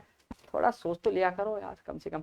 ऐसे वो ओबीसी वाले लड़के कह रहे थे कि उपेन्द्र यादव ओबीसी आरक्षण की संगतियों की मांग नहीं उठा रहा। अरे यार 5 मई को सबसे पहले आंदोलन उपेन्द्र यादव ने किया था। उपेन्द्र यादव कई बार डीओबी सेक्रेटरी से मिला था। आपकी कितनी, हमेशा आप भूल जाते हो इस चीज को, फिर कहते हमारा साथ नहीं दिया। अब कह रहे कि वीडियो में पेपर है ना खुला आया था, वीडियो में पेपर खुला आया था, उसकी जांच होनी चाहिए। हमने कहा कि मेरे ऑफिस बुलाया, हम वहां गए, पहले 16 लड़के, मैंने एक एक गणे, कितने 5-7 लोग और बढ़ गए, ठीक है। मैंने कहा, उनको कहा भैया दोबारा, बोले दोबारा इतने में नहीं आएंगे। मैंने हो गया, तुम्हारी जांच हो गई। और फिर चेयरमैन साहब से मिले, चेयरमैन साहब ने कहा कि हमारे पास दोबारा रिपोर्ट आ गई, उस रिपोर्ट में आया कि वो कार्टून है, ले जाने आले ले जाने फट गया होगा। मैंने आपको लाइव में बताया कि चेयरमैन साहब ने ये कहा। अब उसको तोड़ मोड़ के लोग क्या कह रहे, उपेन्द्र यादव। अरे मैंने थोड़ी कहा, मैंने तो चेयरमैन ने जो कहा आपके अभ्यर्थियों के सामने मैंने लाइव में बता दिया। मैं थोड़ी बता रहा हूँ कार्टून, मैं उनका पक्ष ले रहा हूँ क्या? लेकिन हम लोग मजबूती से लड़ भी नहीं सकते, आ भी नहीं सकते, सोशल मीडिया पे लड़ना जानते हो। वाह यार, सोशल मीडिया के वीर हो। अब ठीक है, मेरे नाम से तो वो जब ये जो लाठीचार्ज, उसके बाद मुझे तो परमिशन देना बंद कर दिया, क्योंकि मैं एक धरना प्रदर्शन परमिशन लेना चाह रहा था अभी, तो उन्होंने मना कर दिया, आपको परमिशन नहीं मिलेगी। आप परमिशन लीजिए, धरना दीजिए, मैं भी सपोर्ट करने जाऊंगा, जांच हो जाए। रद्द की मांग मैं करूंगा नहीं। क्यों नहीं करूंगा रद्द की मांग? क्योंकि एक सेंटर पे हुआ तो सेंटर की जांच होगी, क्योंकि पता है रीट लेवल 2 के हालात देखो आप, जो रद्द हुआ है ना, हालांकि मैंने उस समय भी सीबीआई की जांच की मांग की थी। वो कितनी गालियां देख रहे हो, क्योंकि आप तो अपने स्वार्थ के लिए बोल देते हो, दो पक्ष होते हैं, किसका बोलूं मैं, बताओ आप बताओ मेरी जगह हो तो क्या करूं। कम से कम मैं जांच के लिए गया हूं, आवाज उठाई, ऐप के लिए आवाज उठाई, कम से कम मैं साथ देने तो आ रहा हूं। अब कह रहा हूं आप धरना परमिशन आप लीजिए, बैठिए, मैं आऊंगा आपके, लेकिन मैं उठाऊंगा जांच की जाए, जांच की जाए, ये मांग उठाऊंगा। एक सेंटर में गड़बड़ी हुई है, मान लो वहां गड़बड़ी हुई है, उस सेंटर की जांच हो जाएगी, वहां गड़बड़ी तो रद्द हो जाएगी, लेकिन जिन लोगों ने और लोगों ने मेहनत की, क्या उनके साथ गलत कर दूं? मैं नहीं करूंगा गलत। आपको जितनी गालियां देना दे दीजिए। एक जगह चोरी होगी तो सब चोर नहीं होते, वो चोर पकड़े जा सकते हैं, लेकिन उसकी भी जांच तब होगी जब आप में ताकत होगी, दम होगा। बैठिए, मैं साथ दूंगा, लेकिन हम आना नहीं चाहते, उपेन्द्र यादव कह सकते, उपेन्द्र यादव साथ नहीं दिए। अरे यार, आप सोच बदलिए। एक व्यक्ति जो तुम्हारी हर भर्ती के लिए, हर भर्ती, हर विभाग के लिए भागता है, और फिर भी तुम ये बात करो तो तुम्हारी मर्जी, वो तो आदत है।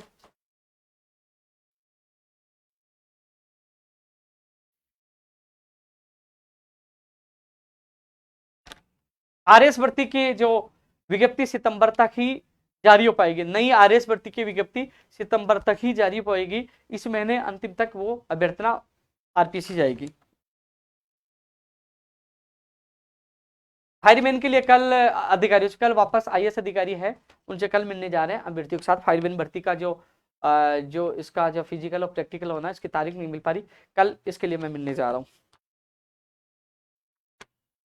सीएचओ की नई भर्ती 20 तारीख के बाद ही आएगी, अभी नहीं आएगी, 20 के बाद ही आएगी सीएचओ की। बाद में अब कब आएगी, अभी 20 तक तो मुझे नहीं लगता आ पाएगी, बाद में कब आएगी मैं आप लोगों को बताऊंगा, नई भर्ती के लिए अधिकारी से बात करके कब आएगी, क्योंकि 8 तारीख को हम जाएंगे, तब उनसे वार्ता करेंगे। लेकिन अभी तक स्थिति स्पष्ट नहीं हो पाई है, कब विज्ञप्ति जारी होगी, और जो होगी मैं आप लोगों को बता दूंगा।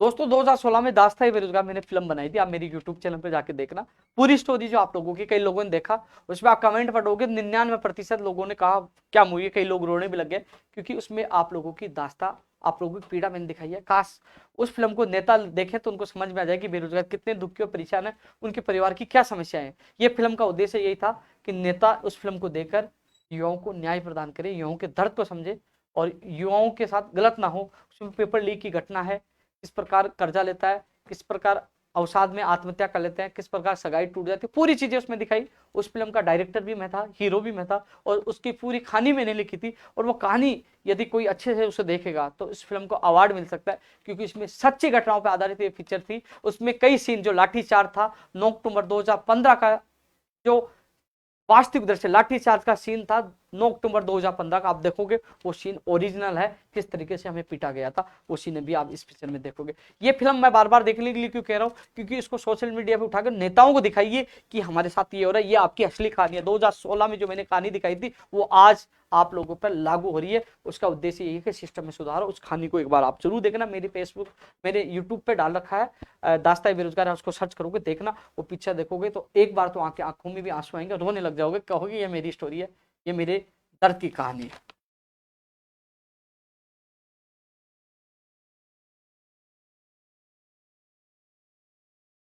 और जो थोड़ी दिन पहले जो एक चीज और बता दूं, रेडियो का लैब टेक्नीशियन और जो चिकित्सा विभाग की भर्तियों की खबर आई थी, बड़ी खबर आई थी कि ये चक्करगनी फाइल घूम रही है, उसको लेकर मीटिंग एक बार फिर अधिकारियों की हो चुकी है, उस पर एक्शन लिया जा रहा है। खबर का असर हुआ है। आज जब मैं डीओपी सेक्रेटरी साहब से मिला था तो उन्होंने कहा कि वो खबर आने के बाद हमसे सीएमओ ने रिपोर्ट मांगी है, और इसमें मुख्य सचिव साहब ने भी विभागीय अधिकारियों से रिपोर्ट मांगी और मीटिंग ली है।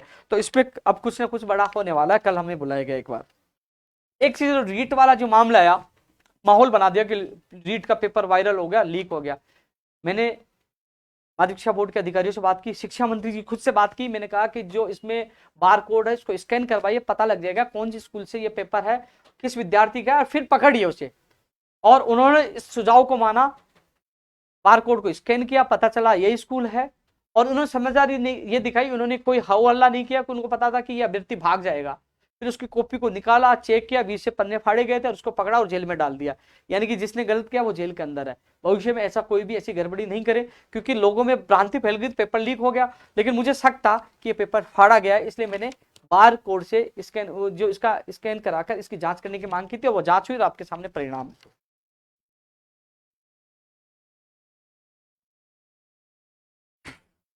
संस्कृत विभाग में रीट लेवल 1 में पद बढ़ाने के लिए काफी लोगों के कॉल और मैसेज आते हैं। अभ्यर्थी मेरे साथ गए थे, और जो वर्तमान में भास्कर जी हैं, जो निदेशक जी हैं, उससे मुलाकात की, तमाम लोग मेरे साथ थे। जो आरटीआई की सूचना थी उसमें पद बहुत ज्यादा थे, दूसरी आरटीआई की सूची में पद नहीं बता रहे। हमने कहा इतने पद खाली होने के बाद भी 273 पद क्यों आए, तो उन्होंने बताया पहले जो बीएसटीसी प्लस बीए कर रखे थे, जो टीचर बन चुके, हम उसको लेवल 2 में जोड़ लिए थे, लेकिन बाद में मूल योग्यता बीएसटीसी इनको वापस ला दिया, इसलिए पहले पद ज्यादा हो गए थे कि जो वहां चले गए, यहाँ पद ज्यादा हो गए थे, लेकिन वापस इनको इसी विभाग में उसमें लाया गया, ऐसे पदों की संख्या कम होगी, इसलिए पद है ही नहीं, कहां से बढ़ाए। पूरी छानबीन की गई हमारे आपके, इसलिए वो पद नहीं बढ़ रहे। वो कह रहे ज्यादा ज्यादा 20-25 पद बढ़ सकते हैं, और ज्यादा पद नहीं बढ़ सकते, और आने वाली भर्ती में भी 200-300 पदों से ज्यादा नहीं आएंगे। वो भी कह रहे हैं 200-300, अभी तो आंकड़े फिक्स नहीं बताए, नहीं आएंगे 2022 में भी, लेकिन ज्यादा पद नहीं बढ़ सकते। लेकिन उन्होंने कहा कि लेवल 2 में पद बहुत ज्यादा है, 1500 से ज्यादा पद है, 1500 में 50 में कितने, 15 से ज्यादा पद है, उसमें भी गणित विज्ञान के ज्यादा पद बता रहे हैं, 700-800 के करीब गणित विज्ञान के पद बता रहे हैं, और 1500 से ज्यादा पद बता रहे हैं लेवल 2 में। सबसे ज्यादा गणित विज्ञान के, उसके बाद संस्कृत के पद है, फिर एसएसटी के, और वो हिंदी के, लेकिन सबसे ज्यादा बता रहे हैं। जो रीट की बाद जो अब शिक्षक भर्ती की एग्जाम होगी, उसके बाद उसमें उस विज्ञप्ति में ये पद आएंगे, ये कहा उन्होंने। कृषि के जो भूपेंद्र और कई लोग समझ, कृषि के जो तमाम विषय को शामिल करने वाला मामला अभी चल रहा है। देखो नियम संशोधन में बहुत समय लगता है, इसलिए इसमें समय लग रहा है, लेकिन सभी विषयों को शामिल किया जाएगा। कमेटी की रिपोर्ट आपके पक्ष में ही थी। अधिक चीजों पर मैंने चर्चा की, मैं एक बार फिर देख लेता हूँ। टीजीटी 2012 वाला जो मामला है, सुनवाई होगी। आज भी मैंने अर्चना मैम से मुलाकात की थी, मैंने बात रखी थी, तो जब सुनवाई होगी, उन्होंने कहा पिछली बार भी उन्होंने बोल दिया था एडवोकेट को, जब भी होगी बोल देंगे। और जब अब इसमें देखो किसी गलती ने, जब सुनवाई नहीं हो पा रही सुप्रीम कोर्ट में, तो ना आपकी गलती ना सरकार की गलती, लेकिन सुनवाई से पहले एक बार मैं और फोन करवा दूंगा, जिससे आप लोगों के पक्ष में फैसला है। छात्र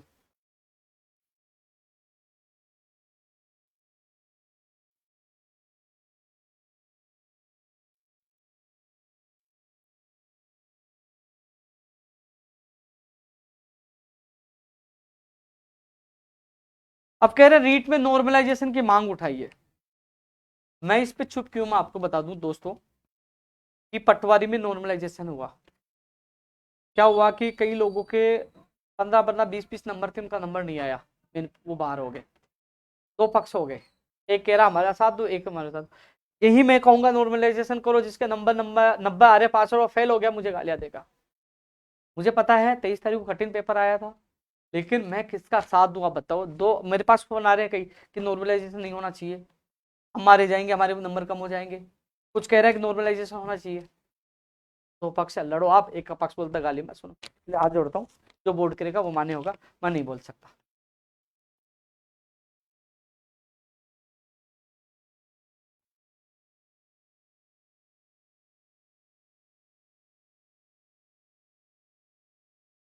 लाइव बहुत लंबा हो गया, एक बार मैं कमेंट देखूंगा, दिखाना भाई, इधर कमेंट दिखाओ, लेकिन मैं फेसबुक पे देख लेता हूँ, फेसबुक देख लेता हूँ। लंबा तो हो गया, लेकिन क्या करें।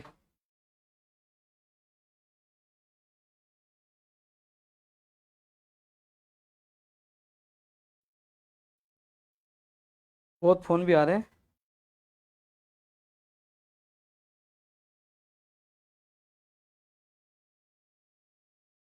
सिलेबस के लिए मैं बोल चुका हूँ ऊपर, सिलेबस कब आ रहा है, सिलेबस के लिए मैं बोल चुका हूँ।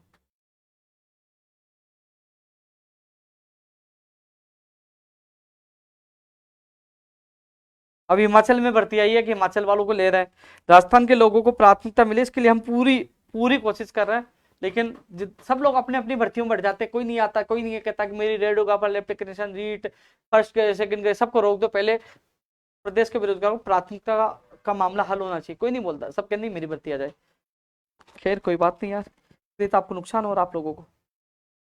मैं एक बार देख लेता हूँ।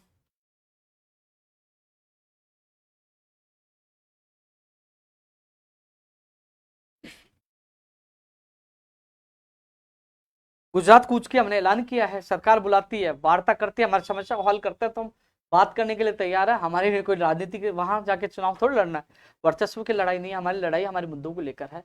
आप एक कदम बढ़ाइए, वार्ता का समस्या हल करिए, हम 2 कदम बढ़ाएंगे। हमें केवल हमारी मांगों से मतलब है।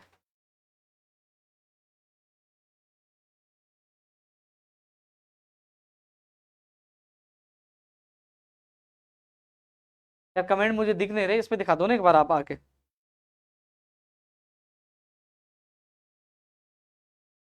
वो इसमें मेरा नेट नहीं चला। तो साथियों अधिकतर मैंने चर्चा की है, और युवा तक कार्यक्रम में कोशिश करूंगा बहुत जल्द दोबारा आऊं। और कल एक बार कई अधिकारियों से मुलाकात कर रहा हूं गुजरात कूच के लिए, एक बार फिर रणनीति बना रहे हैं। इस बार 17 तारीख को कूच करें, लेकिन हाँ एक विशेष मैसेज आप लोगों से था। जो टीएसपी के जो विद्यार्थी हैं कई बार वो जयपुर में नहीं आ पाते हैं, डूंगरपुर, बांसवाड़ा, उदयपुर, सिरोही, उनकी कई समस्या आती है। एक बड़ी समस्या तो यह है, मैं आपको बता दूं कि जो कई नॉन टीएसपी के शिक्षक वहां टीएसपी में भी लगे हुए हैं, यदि सरकार उनको टीएसपी से नॉन टीएसपी में भेज देती तो कई सैकड़ों की संख्या में पद खाली होंगे, वो टीएसपी के विद्यार्थियों को मिल सकते हैं, उनके टीएसपी में शिक्षकों की भर्ती अधिक पदों पे आ सकती है। तो वो मुद्दा भी मैं आपका साथ देने आ रहा हूं। आपके और भी जो मुद्दे हैं टीएसपी के वो मुझे बताइए। मैं डूंगरपुर बांसवाड़ा 20 तारीख को रहूंगा, और आपको पता 19 तारीख को आपके सिरोही में भी रहूंगा और उदयपुर में भी रहूंगा। तो वो टाइम टेबल मैं आपको बता दूं। मैं इन इन जिलों में आ रहा हूं। जो लोग आपका चला दीजिए, इसमें आप में चलाओगे, मैं आपको बता दूं कौन कौन जिले में कब आ रहा हूं, तो आप लोग वहां मिले। जिस प्रति कोई भी मांग है, मैं आपसे मिलने आ रहा हूं, आपसे संवाद करने आ रहा हूं। जब गुजरात कूच करेंगे तो मैं इन जिलों में आप लोगों से मिलते हुए मैं सीधा गुजरात जाऊंगा। वहां पालनपुर इकट्ठे है ना गुजरात में, तो मैं आप लोगों से वहां मुलाकात करूंगा। तो मैं कहां कहां रहूंगा आपको टाइम टेबल में मैं बता दूं आप लोगों को।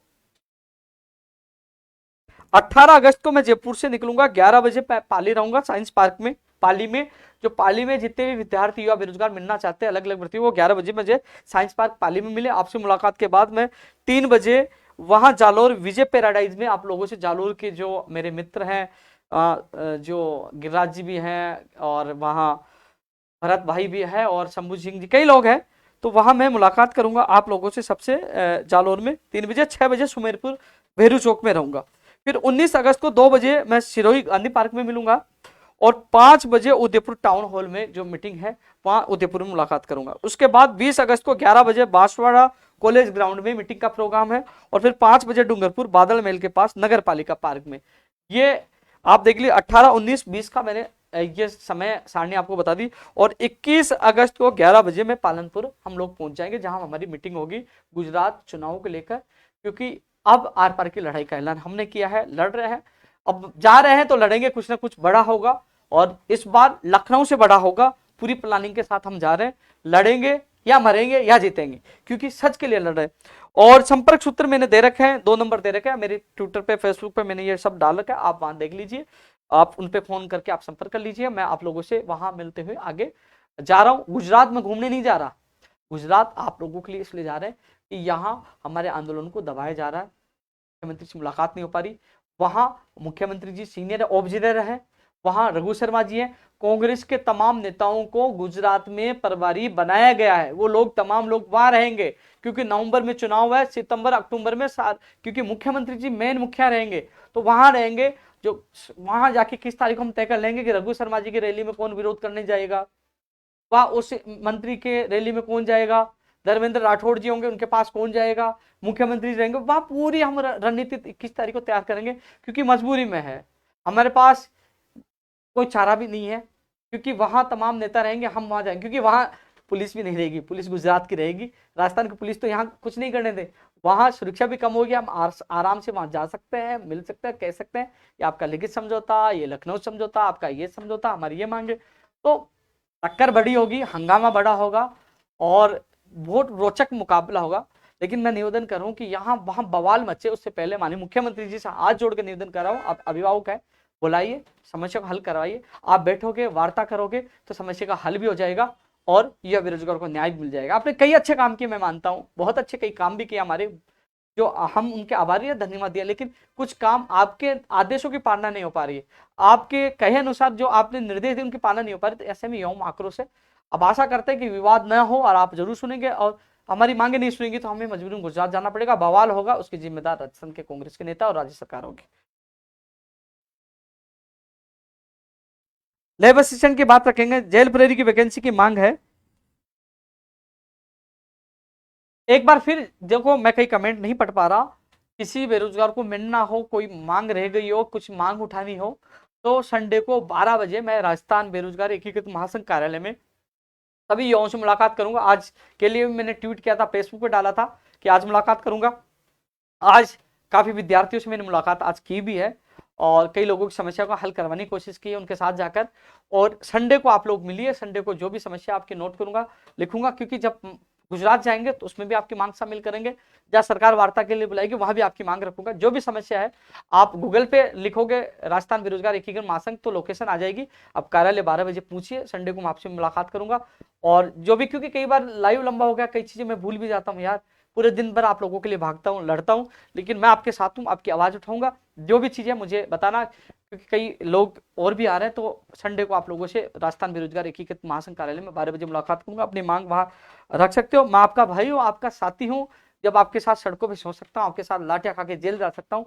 मैं वो नेता नहीं हूँ जो आप लोगों ने एमएलए सांसद जो आपने बना के भेज दिया, चुनकर उनको एसीओ गाड़ियों में बिठा दिया, एसीओ कमरे में सुला दिया, वो लोग गायब हो गए। मैं आपके साथ पहले भी था, आज भी। जिम्मेदारी उनकी थी, लेकिन वो जिम्मेदारी मैं निभा रहा हूँ।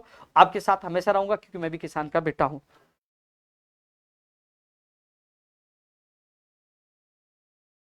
बेरोजगारी भर्ती में इंटर्नशिप रद्द हो, यह भी बहुत महत्वपूर्ण मुद्दा। गुजरात में जाएंगे, रहेंगे, इंटर्नशिप रद्द हो, यह भी बेरोजगारी भत्ते में, यह भी रहेंगे। एग्रीकल्चर वाली 2 दिन बाद फिर मैं जाऊंगा। विशेष शिक्षकों को मैं बोल चुका हूँ। ये लाइव बहुत लंबा हो चुका है। आप फिर एक और युवा तक कार्यक्रम में लोगों से मुलाकात, आप सबसे युवाओं से मुलाकात करूंगा। तब तक के लिए जय हिंद, जय भारत।